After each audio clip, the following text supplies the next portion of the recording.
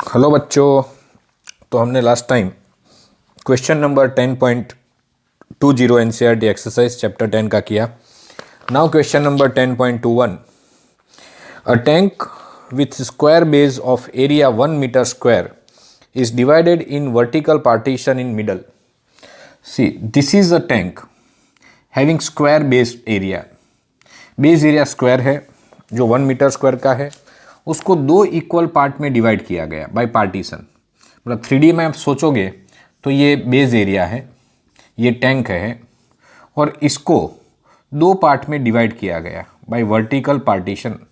यहाँ एक vertical partition create किया और इसको दो पार्ट में डिवाइड किया गया। ठीक है बच्चों। Now the bottom of partition has small hinged door of area 20 centimetre square. यहाँ पे एक डोर है, okay, this is of area. Hinge door मतलब यहाँ पे it can rotate, it can open, ऐसे ऐसे ओपन हो सकता है। So it is of area 20 centimetre square. ये जो हिंज्ड डोर है उसका एरिया है 20 centimetre square at bottom. Now the tank is filled with water in one compartment. एक साइड वाटर है और दूसरी साइड क्या है, क्या लिखा है, एसिड हैविंग रिलेटिव डेंसिटी 1.7। एक तरफ वाटर है, दूसरी तरफ एसिड है। एसिड का रिलेटिव डेंसिटी 1.7 दिया है। In other both two height 4 metre. ये दोनों हाइट जो है वो 4 मीटर तक फिल किया गया है, 4 मीटर हाइट। सो यहाँ पे जो इस डोर के ऊपर दो प्रेशर लगेंगे, एक लगेगा वाटर के कारण, दूसरा लगेगा एसिड के कारण। कौन सा प्रेशर ज़्यादा है वो हम कैलकुलेट करेंगे। हमें फाइंड क्या करना है, compute the force necessary to keep the door close. मतलब ये प्रेशर डिफरेंस के कारण डोर ओपन हो जाएगा, तो हमें ये फाइंड करना है कि कितना फोर्स हमें अप्लाई करना पड़ेगा। दिख रहा है ना, okay, to keep this door closed. तो सबसे पहले pressure, absolute pressure, pressure due to water, दोनों साइड एटमॉस्फेरिक प्रेशर होगा इसलिए हम वो उसको कंसिडर करेंगे नहीं। Pressure due to water column, pressure due to दोनों साइड, एक तरफ वाटर का कॉलम है और दूसरी तरफ एसिड है, तो यहाँ पे pressure due to water column on door कितना होगा, H rho G, density of water लेना पड़ेगा। Height is 4 metre, density of water हमें पता है 1 gram per centimetre cube, clear, और you can say 10⁻³ kilogram per metre cube. G is 9.8 और ये newton per metre square. Similarly pressure due to acid, pressure due to water column, water column due to acid column, क्या होगा, pressure due to acid column, height दोनों में same है, acid का density हमें लेना पड़ेगा। अब relative density of acid, relative density of acid is equal to density of acid upon density of water. अब ये रिलेटिव डेंसिटी जो है वो आपको 1.7 दिया गया है, तो डेंसिटी ऑफ एसिड यहाँ पे आपको मिल जाएगा 1.7 into 10⁻³ okay, kilogram per metre cube. Okay, तो अब ये प्रेशर जो होगा वो आप कैलकुलेट कर सकते हैं, pressure due to acid column, तो it is 4 into density of acid क्या है 1.7।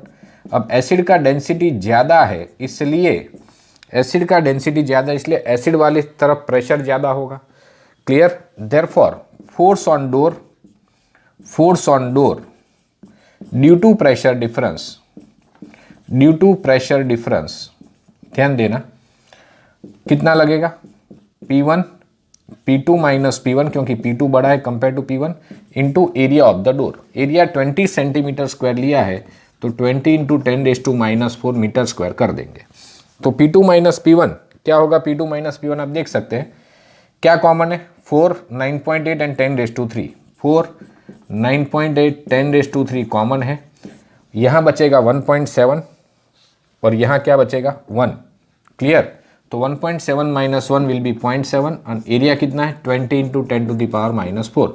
तो ये फोर्स किस तरफ से लगेगा, ज़्यादा प्रेशर किस तरफ है, एसिड की तरफ, तो फोर्स इधर लगेगा। तो to keep the door close, to keep this door close हमें प्रेशर लगाना पड़ेगा वाटर की तरफ, और ये जो आंसर आएगा it will B 55 Newton, it will B 55 Newton.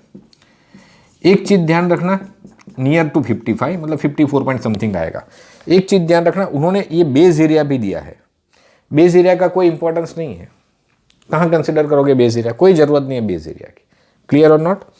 चलिए, तो 1 मीटर स्क्वायर एरिया दिया है, कंफ्यूज मत हो जाना, हमें एरिया डोर का चाहिए, बेस का नहीं चाहिए, क्योंकि प्रेशर डिफरेंस के कारण जो फोर्स लगेगा वो डोर पे लगेगा। ठीक है बच्चों? चलिए, नाउ क्वेश्चन नंबर 22 देखिए, what is given in question number 22। तो ये आसान सवाल था, ये इंपॉर्टेंट क्वेश्चन भी है एग्जाम के लिए। ओके, देखिए अगला सवाल, question number 22। A manometer reads pressure of a gas in enclosure as shown in figure. This is a enclosure, इसके साथ ये अंदर का जो प्रेशर है ये मेजर करने के लिए हम मैनोमीटर लगाते हैं। Manometer measures gauge pressure, clear? Okay, pressure difference measure करता है कि कंपेयर टू एटमॉस्फेयर यहाँ प्रेशर कितना ज़्यादा है कितना कम है, ये मेजर करता है। देखिए, तो यहाँ पे manometer reads the pressure of gas in enclosure as shown in figure. When a pump remove some gas, manometer reads as shown in figure B. Figure B मैं यहाँ ड्रॉ कर देता हूँ, ठीक है। सेम कंटेनर है, कुछ गैस यहाँ से रिमूव किया गया, उसके बाद ये मैनोमीटर क्या रीड करता है वो भी आपको बताया गया है, दिख रहा है ना यहाँ तक, सेम डायग्राम है, ठीक है। देखिए figure A, yes figure A and figure B. अब देखिए फिगर ए, उसमें क्या दिया है, क्वेश्चन क्या है, the liquid uses in manometer is mercury and atmosphere pressure is 76 centimetre of mercury. मतलब एटमॉस्फेरिक प्रेशर जो है वो 76 सेंटीमीटर Hg लेना है, ठीक है।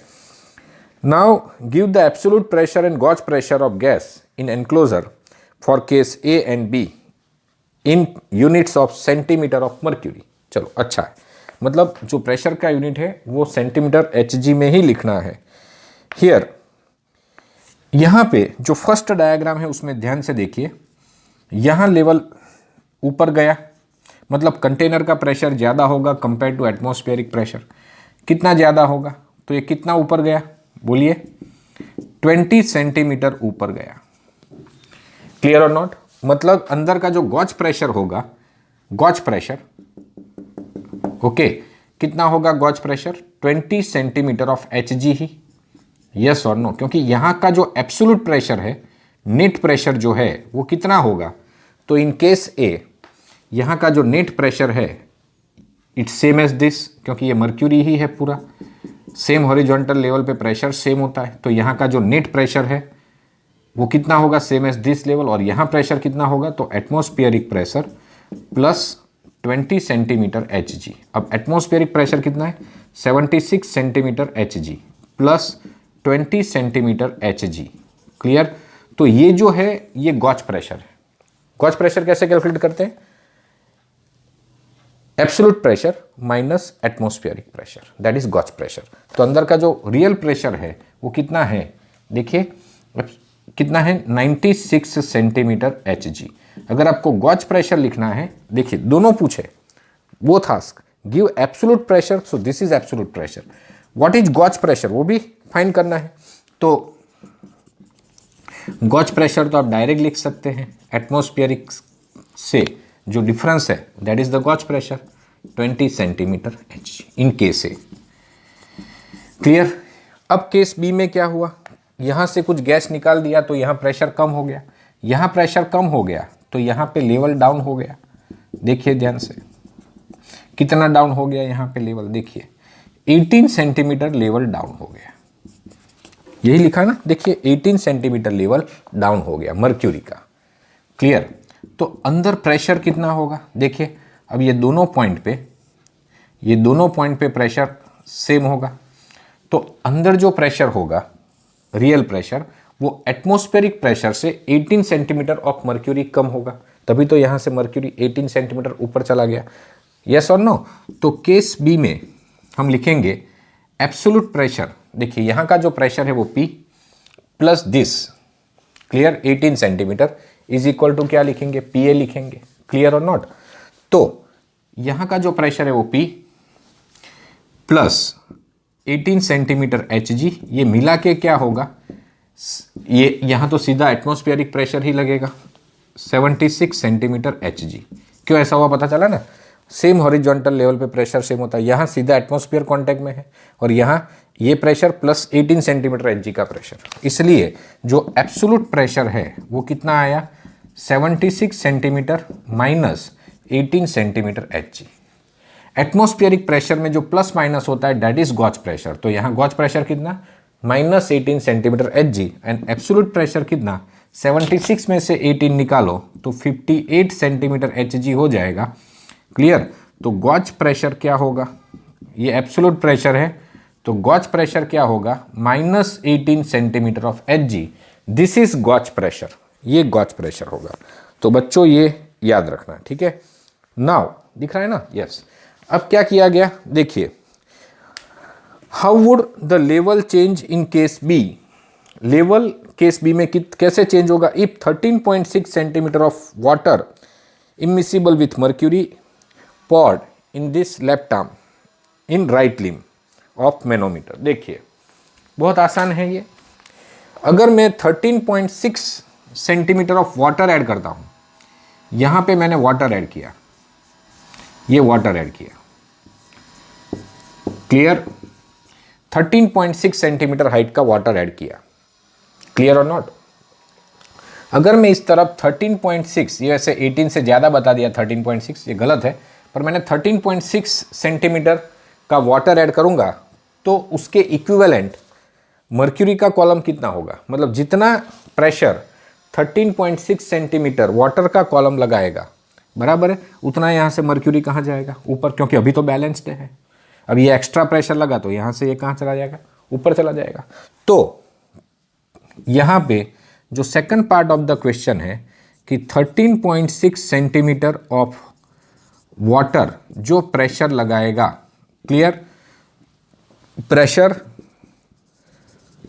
Due to 13.6 centimetre of water, clear, वो मर्क्यूरी के कितनी हाइट, मर्क्यूरी का जो कॉलम है वो कितनी कॉलम के बराबर होगा। देखिए यहाँ आपने वाटर ऐड किया तो प्रेशर बढ़ गया, तो यहाँ से मर्क्यूरी कहाँ जाएगा, ऊपर। सपोज यहाँ से मर्क्यूरी x जितना ऊपर गया, यहाँ पे x जितना ऊपर, तो यहाँ से x जितना नीचे भी तो आएगा, यस और नो, यहाँ से x जितना नीचे आएगा, क्लियर। तो यहाँ से ये x जितना नीचे आया, ध्यान देना, इसको हटा देते हैं अभी। यहाँ से x जितना ऊपर गया तो यहाँ से ये x जितना नीचे आया, और ये क्यों हुआ, बिकॉज ऑफ वाटर एडेड। तो कितना वाटर ऐड किया हमने, वाटर की हाइट जो है वो 13.6 सेंटीमीटर है, क्लियर और नॉट। यहाँ से ये x जितना नीचे गया, यहाँ से ये x जितना ऊपर गया, तो जो डिफरेंस इन हाइट है वो टोटल कितना हुआ, 2x हुआ, यस और नो। यहाँ से ये x ऊपर गया और यहाँ से ये x नीचे जाएगा तब ये x ऊपर जाएगा, क्लियर और नॉट। तो देखिए यहाँ पे pressure due to 13.6 centimetre of water is equivalent to h rho g of mercury, h rho g of mercury. अब देखिए हाइट ऑफ मर्क्यूरी हमें फाइंड करना है, density of mercury 13.6 gram per centimetre cube होगा, g CGS में ले लेते हैं, और 13.6 centimetre of water, density of water is 1 gram per centimetre cube into g। Pressure due to 13.6 centimetre of Hg मतलब क्या, h rho g of water, तो height of water 13.6, density of water 1 gram per centimetre cube, CGS में ले लिया, क्योंकि density of mercury जो है वो 13.6 ग्राम पर सेंटीमीटर क्यूब होता है। अब ये कट हो जाएगा, क्लियर, g कट हो जाएगा, तो हाइट ऑफ मर्क्यूरी इक्विवेलेंट कितनी आई, 1 सेंटीमीटर, यस और नो। मतलब यहाँ से हाफ सेंटीमीटर नीचे जाएगा, हाफ सेंटीमीटर ऊपर जाएगा, तो डिफरेंस कितना हो जाएगा, 1 सेंटीमीटर का डिफरेंस हो जाएगा दोनों आर्म में। क्या लिखा है, how would the level change in case be if 13.6 centimetre of water are poured in right limb of manometer. तो आंसर में क्या लिखना है, mercury will rise in left column such that mercury यहाँ से वाटर ऐड करेंगे तो mercury will rise such that ये मर्क्यूरी में जो लेवल डिफरेंस है वो कितना हो जाएगा 1 सेंटीमीटर, मतलब यहाँ से हाफ नीचे आएगा और यहाँ से हाफ ऊपर जाएगा। ठीक है बच्चों, तो ये आसान है, देखना अच्छे से, ध्यान से देखना। 10.23 देखिए 10.23 ध्यान से देखना बच्चों। What is given in 10.23? तो देखिए, two vessel have same base area but different shape. The first vessel takes twice the volume of water that of the second vessel requires to fill up to a particular height, common height। देखिए, first vessel जो है वो ज़्यादा volume carry करता है और जो second vessel है वो कम वॉल्यूम कैरी करता है। ऐसे कंटेनर आपको दिए गए हैं, ठीक है, ऐसे। अब देखिए क्वेश्चन क्या है कि the first vessel take twice the volume of water than second to fill up to a particular common height. Is the force exerted by water on base of the vessel the same in two cases? देखिए, base of the vessel ये रहा, clear. Same base area ऐसा लिखा है, base area same है, मतलब हमें ये जो एरिया है उतना ही एरिया यहाँ लेना पड़ेगा, सेम बेस एरिया, और यहाँ से ये कंटेनर ऐसे बताना पड़ेगा। अब ठीक है ना, सेम बेस एरिया, ये बेस एरिया सेम है। Water is filled up to same height, water is filled in both up to same height, तो दोनों में ये एरिया सेम है, दोनों में एरिया सेम है, तो pressure only depends on height, तो प्रेशर भी सेम होगा, तो दोनों पे जो फोर्स लगेगा that is pressure into area, कैसा होगा, बेस पे फोर्स सेम लगेगा ड्यू टू प्रेशर, ये बेस पे फोर्स सेम लगेगा। लेकिन जब हम इनको वेइंग मशीन पे रखते हैं, वेइंग मशीन पे रखोगे तो किसका वेट ज़्यादा आएगा? देखिए, बेस पे फोर्स तो सेम लगेगा क्योंकि प्रेशर सेम, एरिया सेम, लेकिन जो वेइंग मशीन है वो पूरा जो कंटेनर है उसके ऊपर जो डाउनवर्ड फोर्स लगता है वो मेजर करता है। अब यहाँ वाटर के प्रेशर के कारण फोर्स कहाँ लगेगा? इस तरफ लगेगा, ऐसे, क्योंकि फोर्स लगता है परपेंडिकुलर, तो इसका कोई कुछ कंपोनेंट कहाँ हो गए? डाउनवर्ड डायरेक्शन में। तो ये भी तो वेइंग मशीन मेजर करेगा। वेइंग मशीन ऐसा थोड़ी कि यही वेट मेजर करेगा जो इसके ऊपर फोर्स लग रहा है, ये भी तो मेजर करेगा जो इसके ऊपर साइड वॉल पे जो लग रहा है। और यहाँ पे जो प्रेशर के कारण फोर्स लगेगा वो ऐसे लगेगा, तो इसका कंपोनेंट जो है वर्टिकल कंपोनेंट ऊपर की तरफ होगा। इसलिए यहाँ जो फोर्स लगता है उसमें ये देखिए, ये जितना फोर्स लगता है उतना ही ये फोर्स है बेस पे, लेकिन यहाँ एक्स्ट्रा ये वाले फोर्स भी डाउनवर्ड में है तो वो भी ऐड हो जाएंगे। जबकि यहाँ क्या है, इस फोर्स में से ये वाला क्या हो जाएगा बोलिए? सब्ट्रैक्ट हो जाएगा, क्योंकि यहाँ पूरी वॉल पे ऊपर की तरफ फोर्स लगेगा। क्यों ऊपर लगेगा? प्रेशर के कारण फोर्स कहाँ लगता है? परपेंडिकुलर टू सरफेस, और उसका कंपोनेंट लेना है vertical and horizontal. Horizontal component तो क्या कर देंगे? कैंसल, और वर्टिकल कंपोनेंट वेट का क्या करेंगे? ये फोर्स का क्या करेंगे? ऑपोज। इसलिए वेइंग मशीन इसका जो वेट मेजर करेगा वो कम होगा और इसका जो वेट मेजर करेगा वो ज़्यादा होगा। Is that clear? चलिए, तो बहुत अच्छा सवाल है 23। नाउ क्वेश्चन नंबर 24 देखिए बच्चों, अच्छे से समझना। अरे दिख नहीं रहा है ये तो थोड़ा, ओके, बच गए, ठीक है। चलिए, now question number 24, what is given in that question? देखिए ध्यान से। During blood transfusion the needle is inserted in a vein where the gauge pressure is 2000 pascal. Gauge pressure is 2000 pascal. Okay, मतलब suppose this is the needle to be inserted in human hand. Suppose यहाँ पे needle insert करना है, यहाँ जो blood का pressure है when के अंदर वो 2000 पास्कल है। कितना है? 2000 pascal. At what height must the blood container be placed? At what height must the blood container be placed so that blood may just enter the vein? देखिए, अब ब्लड का जो प्रेशर है और यहाँ जो ब्लड का जो कंटेनर रखा, यहाँ पे भी ब्लड होगा क्लियर, यहाँ पे भी ब्लड होगा। ब्लड की डेंसिटी आपको नहीं दी गई है, तो ब्लड की जो डेंसिटी है वो आपको from table given in NCERT text book 1.06 into 10⁻³ density of blood 1.06 into 10⁻³ kilogram per metre cube. Okay, ये याद रखना। अब ये जो प्रेशर एक्सर्ट करेगा it must be greater then pressure of blood in when, मतलब ह्यूमन का जो ब्लड प्रेशर है उससे ये प्रेशर ज़्यादा होना चाहिए, तो उतनी हाइट पे इसको रखना पड़ेगा। तो क्या करेंगे, ये जो प्रेशर है h rho g it must be greater than gauge pressure of this vein. Clear, blood का जो प्रेशर होगा ह्यूमन का उससे ज़्यादा होना चाहिए। क्लियर, इक्वल होगा तो ब्लड फ्लो नहीं होगा, इसलिए height must be greater than P by rho G. Clear, तो height must be greater than P, कितना है P 2000 pascal, density NCERT table से निकाल लिया, एंड जी जो है वो 9.8 ले लो।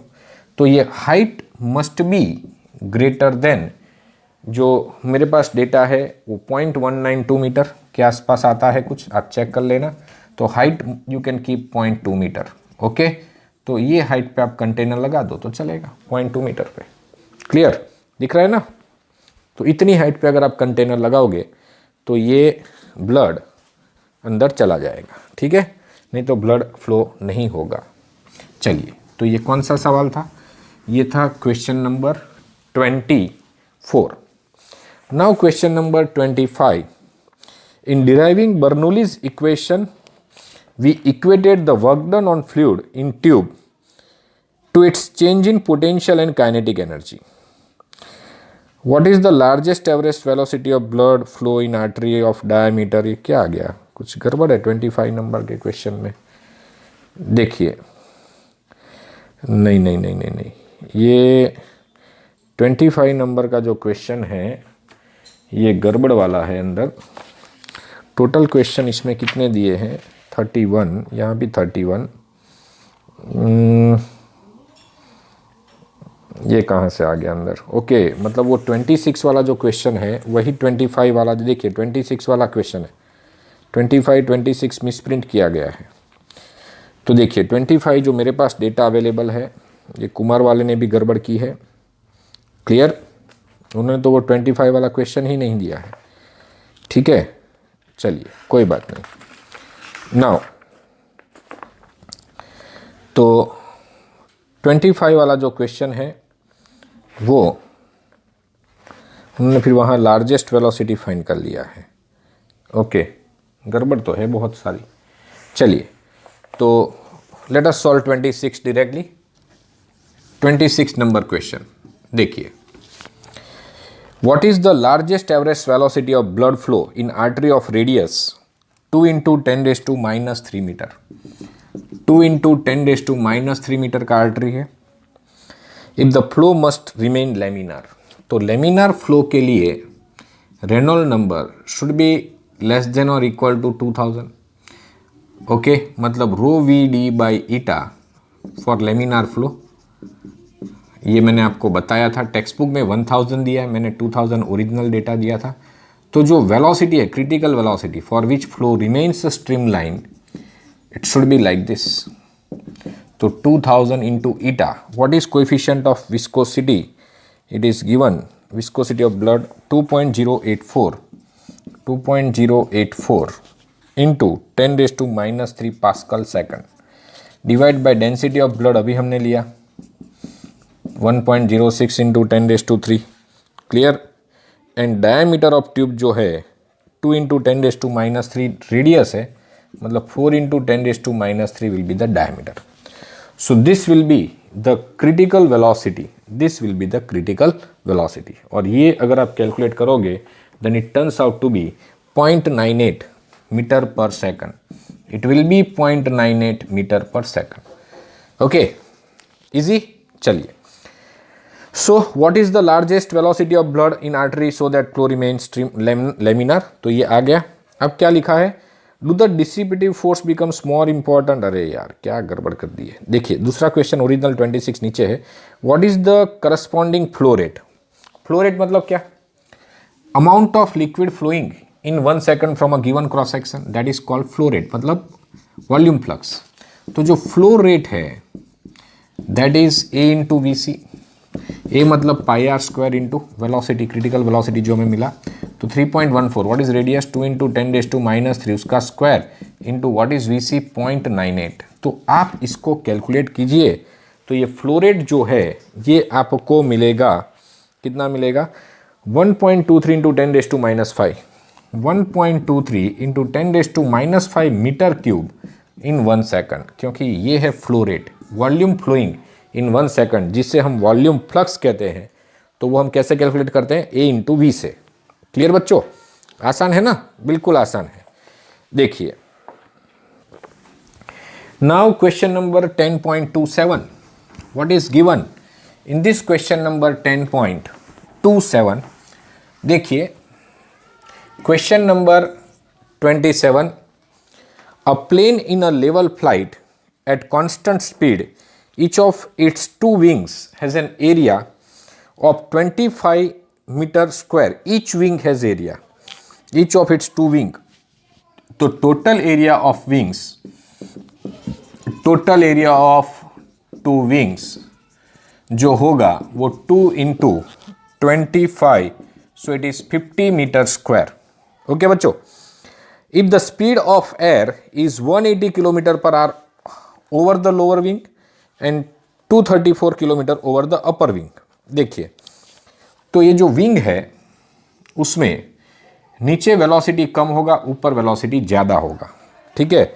तो it is 180 kilometre per hour over lower wing, 180 kilometre per hour velocity यहाँ पे है, एंड दिस वेलोसिटी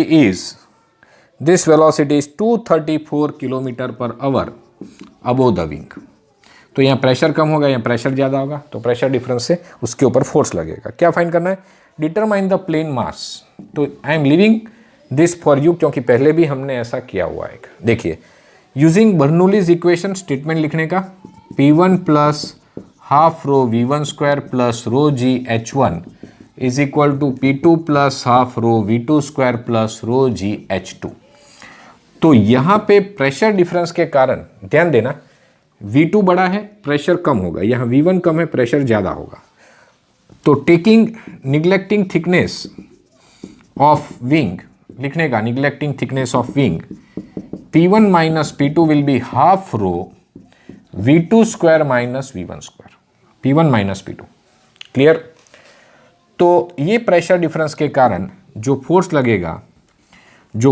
लगेगा that is balanced by weight of the plane, yes or no। therefore mass of the plane will be area of wing, total area P1 minus P2 divide by G। तो area of wing कितना है, 50 लेंगे। देखिए गलती से 25 मत ले लेना, P1 माइनस P2। अब P1 माइनस P2 आप यहाँ पे सब्सटीट्यूट करना, कितना है P1 माइनस P2। तो P1 माइनस P2 जो है that is, this is A by G, P1 minus P2 is half rho V2 square minus V1 square. तो यहाँ पे ये A जो है वो कितना होगा, 2 इंटू 25 दैट इज 50। G कितना होगा 9.8, 1/2 density of air, rho is density of air and it is given, कितना है density of air 1 kilogram per metre cube. Okay 1 ही लेना है, और V2 V1 इसको मीटर पर सेकंड में कन्वर्ट करना। ओके और यहाँ सब्सटीट्यूट करके इसका आंसर निकालना, V2 square minus V1 square करके आप आंसर निकालना, ठीक है। तो ये जो पूरा आंसर आपको मिलेगा वो कितना मिलेगा, देखिए 4400.5, मतलब ओरिजिनल आंसर आता है 4393 किलोग्राम, ठीक है। तो this you can check, clear, it will be 4393 kilogram के आसपास कुछ आना चाहिए बच्चों, clear. So this is about question number 27. Now question number 28. Question number 28 क्या दिया गया है, देखिए आप, समझ में आ रहा है ना, ये तो आसान सवाल था, बिल्कुल बच्चू क्वेश्चन था, ठीक है ना, एकदम बच्चू सवाल था। नाउ क्वेश्चन नंबर 28, आराम से पढ़िए। In Millikan oil drop experiment what is the terminal velocity of an uncharged drop of radius 2 into 10 raised to minus 5 meter? Density of this is given 1.2 into 10 raised to the power 3 kilogram per meter cube. Okay. Take viscosity of air at temperature of experiment to be, because viscosity changes with temperature आपको पता है, तो ये air का viscosity 10⁻⁻5 pascal second. Okay, how much is the viscous force on the drop at that speed? हमें viscous force भी find करना है at the same speed. Okay, neglect buoyancy of drop due to air, मतलब जो buoyant force लगता है air के कारण ड्रॉप के ऊपर, वो निग्लेक्ट इसलिए करना है क्योंकि एयर की डेंसिटी निग्लिजिबल है compare to this density.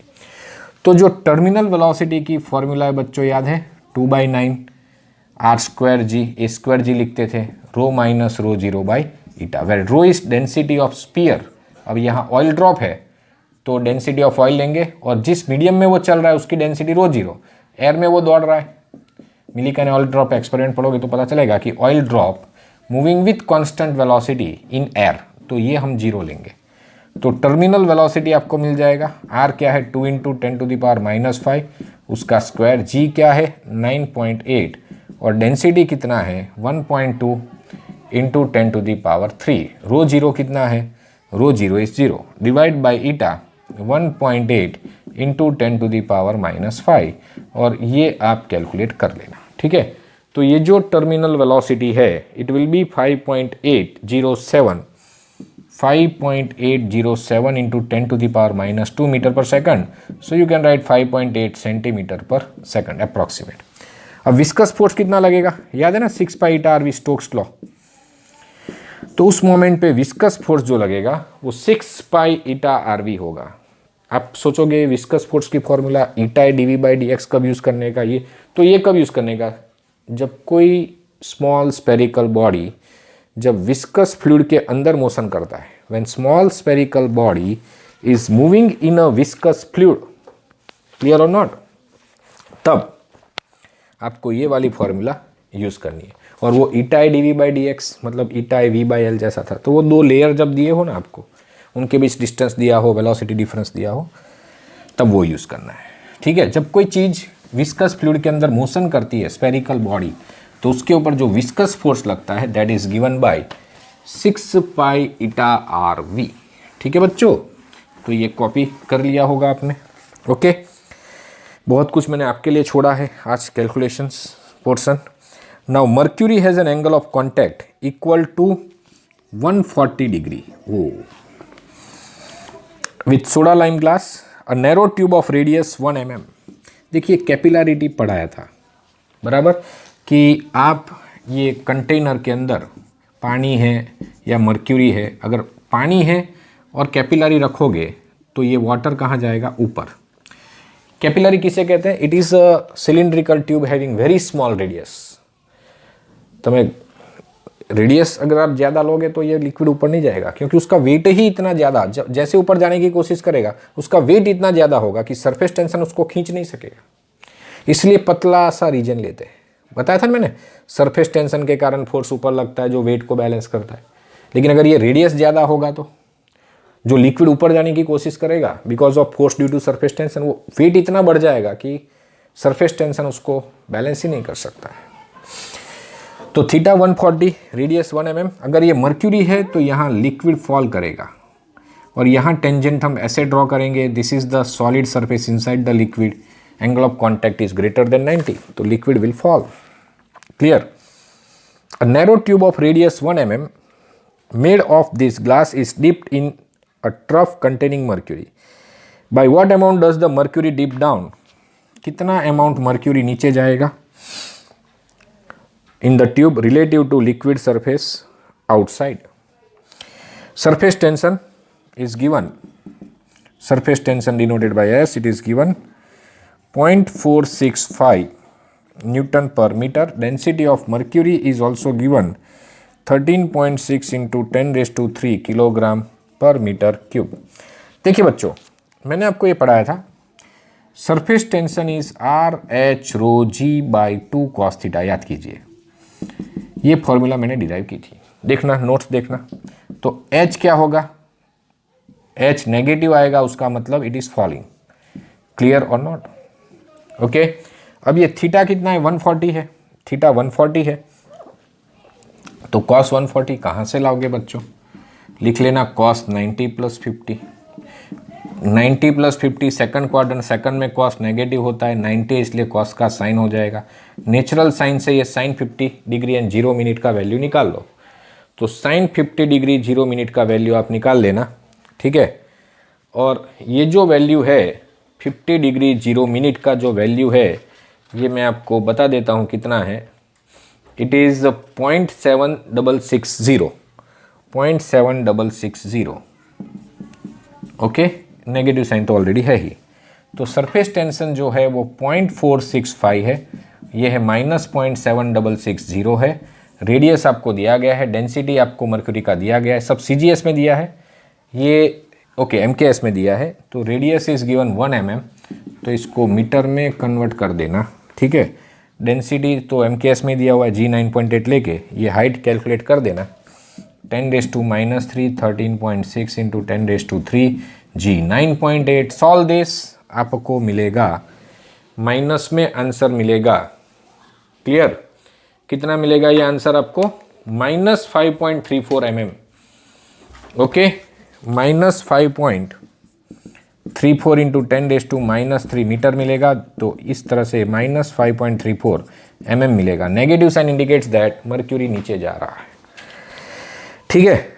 Now 10.30, it is again very simple. Last question, next question हम नहीं करेंगे बेस्ड ऑन कैलकुलेटर कंप्यूटर, तो इजी है, वैसे कर सकते हैं, कोई प्रॉब्लम नहीं है। अगर किसी को करना है, सॉल्व करना है, खुद ट्राई करना नहीं आता है तो मुझे बताना, I will teach you, don't worry. Easy question है। 2 narrow bores of diameter 3 mm 6 mm are join together to form U tube open at both the ends. दोनों जो आर्म है बहुत ही पतले हैं, लेकिन एक छोटा है एक बड़ा है, इसलिए थोड़ा डिफरेंस मिले, इसलिए मैं आपको ऐसे बता रहा हूँ। Both are joint like this. अब उसमें मर्क्यूरी डाला। अब ये इतना पतला है कि यहाँ कैपिलरी एक्शन होता है। कहाँ मर्क्यूरी ज़्यादा ऊपर जाएगा, पतले में या मोटे में? पतले में, नेचुरली, क्योंकि यहाँ वेट कम जा रहा है ऊपर, तो सरफेस टेंशन यहाँ ज़्यादा ऊपर ले जाएगा और यहाँ कम ऊपर ले जाएगा। क्लियर और नॉट? तो यहाँ आपको हाइट डिफरेंस अगर जानना है, यहाँ मर्क्यूरी ऊपर गया अप टू H1, यहाँ मर्क्यूरी ऊपर गया अप टू H2, और आपको ये हाइट डिफरेंस निकालना है दोनों में। What is the difference in level in 2 limbs of tube? तो again this is I am giving you okay in homework. करना क्या है, देखिए कि S = RH ρg/2 cos theta. Angle of contact कितना दिया है?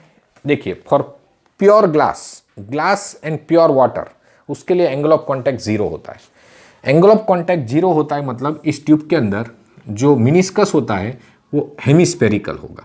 हेमिस्फेरिकल होगा इसलिए क्या होगा, यहाँ टेंजेंट ड्रॉ करो और ये वॉल, ये दोनों एक ही लाइन में होंगे, एंगल 0 होगा, ठीक है। तो 2 narrow bores of diameter 3 mm 6 mm are joined together to form U-tube open at both the ends. If U-tube contains water, what is the difference in its level in 2 limbs? Surface tension given, okay, angle of contact to be 0, density of water is given. दोनों में radius अलग अलग है इसलिए height अलग अलग होगा। तो हाइट की फॉर्मूला क्या हो जाएगी, 2s cos theta by r rho g। Therefore h1 minus h2 will be 2s cos theta. ये सब कांस्टेंट है, सिर्फ डिफरेंस क्या है, रेडियस का डिफरेंस है। जो छोटी रेडियस है वो यहाँ रखना, बड़ी रेडियस है वो यहाँ रखना, और सबको MKS में रखना। थीटा 0 दिया हुआ है, s दिया हुआ है, रो दिया हुआ है, कट मत कर देना, ये रो है, s नहीं है, ठीक है। Density given, density of water ही है ना अंदर, तो सब कुछ आपको दिया हुआ है। ओके, सब सब्स्टिट्यूट करना, सॉल्व करना, हाइट डिफरेंस आपको मिल जाएगा। और ये हाइट डिफरेंस जो आपको मिलेगा वो होगा ये होगा 5 mm के आसपास अप्रॉक्सीमेटली। नहीं आंसर आता है तो मुझे बताना। So again I am living this for you as an homework, as a homework, तो इसको आप अच्छे से सॉल्व करना। So this is all about chapter number 10 fluid mechanics. Next time से हम नया चैप्टर स्टार्ट करेंगे, लेकिन उससे पहले एक आध दिन का ब्रेक दिया जाएगा आपको, सो दैट कि पीछे का जो भी बैकलॉग है वो आप कवर कर लो। ठीक है बच्चों, तो next lecture will be uploaded okay after 1 day break. ठीक है, चलिए गुड बाय।